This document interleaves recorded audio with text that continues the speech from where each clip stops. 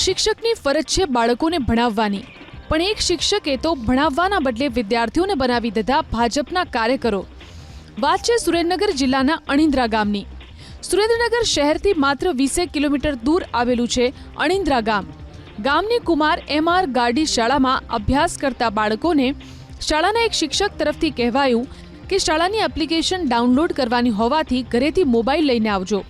બીજા દિવસે વિદ્યાર્થીઓ મોબાઈલ લઈને શાળાએ પહોંચ્યા। બાદમાં ખબર પડી કે વિદ્યાર્થીઓને તો બનાવી દેવાયા છે ભાજપના સદસ્ય। આ ઘટનાને લઈને વિવાદ છેડાયો છે।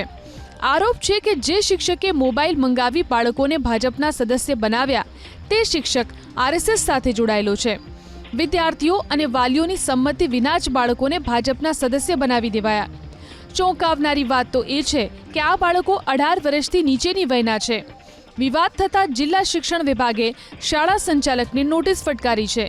કોંગ્રેસે તો કટાક્ષ કર્યો કે ભાજપના સદસ્યતા અભિયાનને ફીકો પ્રતિસાદ મળતા હવે વિદ્યાર્થીઓને જોડવામાં આવી રહ્યા છે।